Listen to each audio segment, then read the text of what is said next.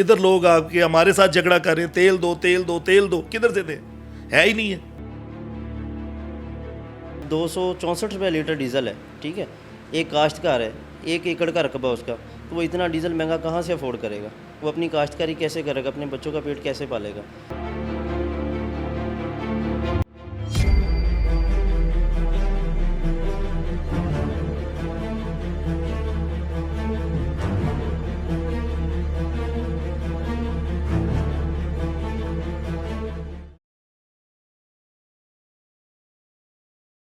Metro time news पर आने वाली नई नई वीडियोस को देखने के लिए हमारी यूट्यूब चैनल को लाइक कीजिए, सब्सक्राइब कीजिए और शेयर कीजिए और बेल आइकॉन के बटन को प्रेस करना हरगिज़ ना भूलिए। अस्सलाम वालेकुम नाज़रीन, मेट्रो टाइम न्यूज़ के साथ मैं हूं सबिहा बुखारी। सिर्फ 1 महीने के अंदर हुकूमत ने 3 दफ़ा पेट्रोल की प्राइसेस में इजाफा किया है। आम आवाम को तो इससे बहुत मुश्किल दरपेश आ रही है और उनकी परेशानी के हवाले से हमने कई प्रोग्राम्स भी किए हैं, आपको दिखाया भी है। मगर जो पेट्रोल पंप मालिकान होते हैं उनको इस सिचुएशन में किन मुश्किलात से गुजरना पड़ता है। जब हुकूमत एकदम पेट्रोल प्राइसेस बढ़ा देती है तो उनको क्या प्रॉब्लम्स आते हैं, जब एकदम से गिरा देती है तो क्या प्रॉब्लम्स आते हैं। फिर हमने देखा कि एकदम से जब पेट्रोल प्राइसेस में इतना हाइक किया हुकूमत की जानिब से तो कई जगहों पे हमने पुरतशद्दुद वाक़यात देखे, हाथापाई के वाक़यात देखे, गालम गलोच की गई, पेट्रोल पंप पे जो वर्कर्स काम कर रहे थे उनसे बदतमीज़ी की गई। इस तरह के वाक़यात में, इस तरह की सिचुएशंस में पेट्रोल पंप मालिकान है वो उसको कैसे हैंडल करते हैं, कैसे इन सिचुएशंस को संभालते हैं। और कई दफ़ा पॉलिटिकल मूवमेंट्स चलती हैं तो भी हुकूमतें बहुत इन्फ्लुएंस डालती हैं कि पेट्रोल रोक दिया जाए, ना दिया जाए, ताकि एहतजाज में ज़्यादा से ज़्यादा लोग शिरकत ना कर सके। PTI के जलसों में भी हमने देखा, PTI के दौरे हुकूमत में भी एक दफ़ा ऐसे हुआ था कि पेट्रोल पंप मालिकान स्ट्राइक पे चले गए थे। क्या वजूहात होती हैं, क्या मसाइल होते हैं, इनकी एसोसिएशंस क्या काम करती हैं और ये किन सिचुएशन से गुजरते हैं, आज हम पेट्रोल पंप मालिकान से बात करेंगे और उनकी राय आप तक पहुंचाएंगे। आइए।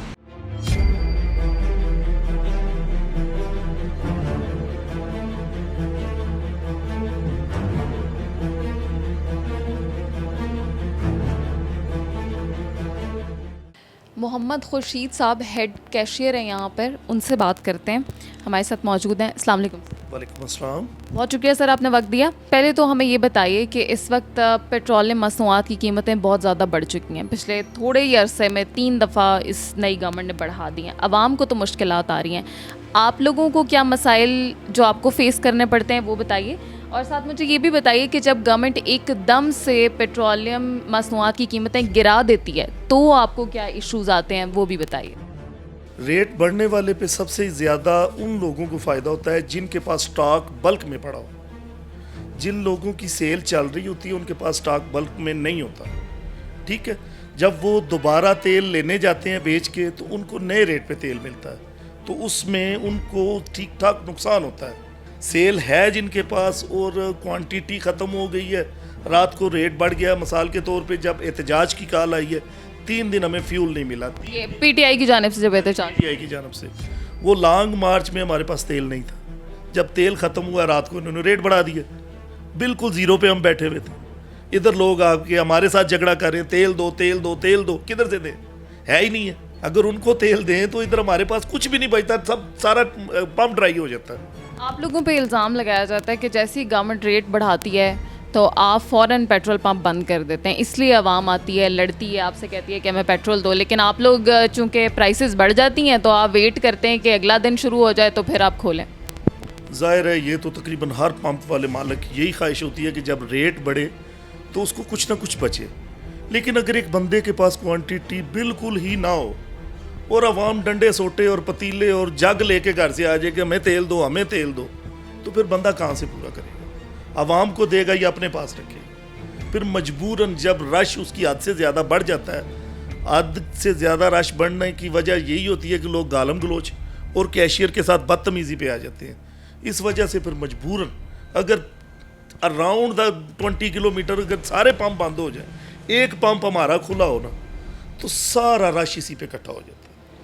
तो मजबूरन फिर हमें भी जो है ना 10-15 मिनट के लिए ब्रेक लगानी पड़ती है, फिर दोबारा देते हैं, फिर ब्रेक लगाते हैं, फिर दोबारा देते हैं कि रश कम हो, बस लड़ाई झगड़ा ना हो, गालम गलोच ना हो, कोई नुकसान ना आवाम में से किसी का हो, ना पंप के जो मुलाजम है, जो मजदूर काम कर रहे हैं उनमें से किसी। हाँ, जो पिछले रेट चेंज किए हैं उसमें बहुत ज़्यादा रश पड़ा है, बल्कि गालम गलोच मुझे भी लोगों ने गालियाँ दी, सफ़ेद दाढ़ी वाले बंदे को भी, कि भाई आप जानबूझ के इस तरह कर रहे हो, क्यों नहीं तेल दे रहे। भाई किस तरह दे, 3 दिन से तो तेल क्वांटिटी हमें आ ही नहीं रही। वो कंपनी वालों ने गाड़ियाँ उधर रोक ली हैं पीछे कि तेल नहीं मिलेगा जब तक ये स्ट्राइक ख़त्म नहीं होगी। ये पीटीआई की स्ट्राइक की वजह से गवर्नमेंट ने जो फ़ायदा पहुंचाया अपने आप को ही पहुंचाया, हमें तो कोई नहीं पहुंचा, या कंपनी वालों को पहुंचा होगा। पॉलिटिकल सिचुएशन में काम आपका ख़राब हो जाता है। बिल्कुल हमारा ही ख़राब होता है बेटा, और किसका ख़राब होना है। देखो मज़दूर को अगर रेट बढ़ता है तो इसमें सबसे ज़्यादा नुकसान मालिक का ही होता है, इसलिए कि अगर 110 रुपये लीटर है तो उसे 2 रुपये 2.5 रुपये पर लीटर बचते मालिक को। अगर 280 रुपये हो जाता है तब भी 2 रुपये 2.5 रुपये बचते, इससे ज़्यादा बचत नहीं है इस पंप में। और जब गवर्नमेंट एकदम से पेट्रोलियम प्राइसेस जो है उनको गिरा देती है तो फिर आप लोगों को क्या सिचुएशन थी? ये भी मज़े की बात है, जब रेट कम होना होता है तो कोई भी कंपनी अपनी क्वांटिटी पीछे ब्लॉक नहीं करती।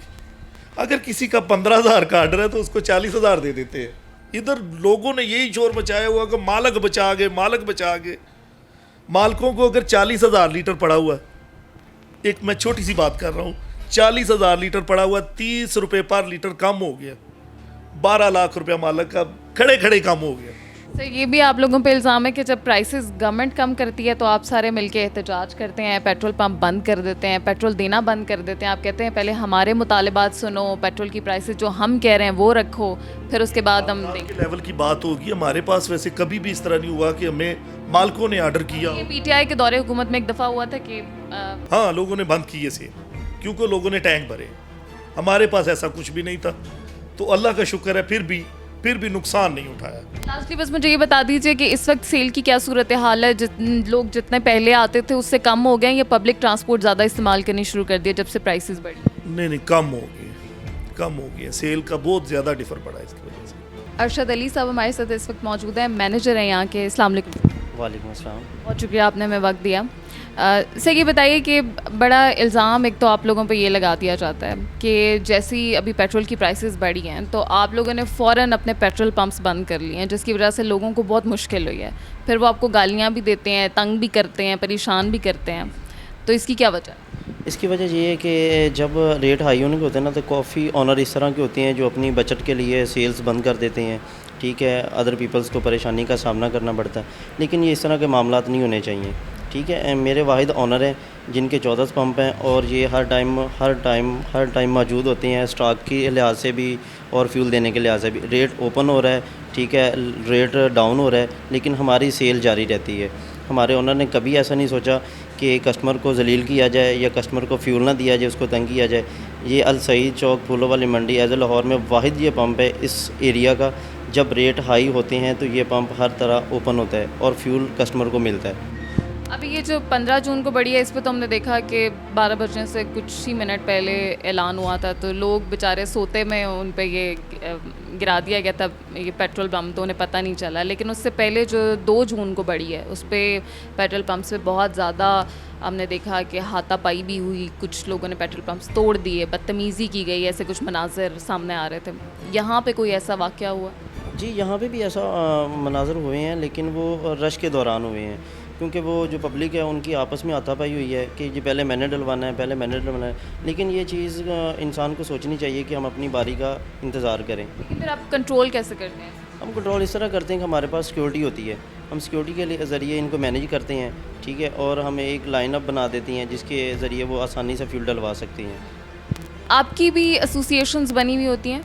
जब कोई पॉलिटिकल स्ट्राइक होती है तो अक्सर ऐसा हो जाता है, जैसे पीटीआई की अभी एहतजाज की कॉल दी गई थी तो पेट्रोल पंप पे पेट्रोल नहीं मिल रहा था, क्योंकि गवर्नमेंट को ये हो गया था कि ज़्यादा लोग ना आ जाएं, बाइक्स पे गाड़ियों में ज़्यादा पेट्रोल डलवाएंगे तो एहतजाज में शरीक होंगे।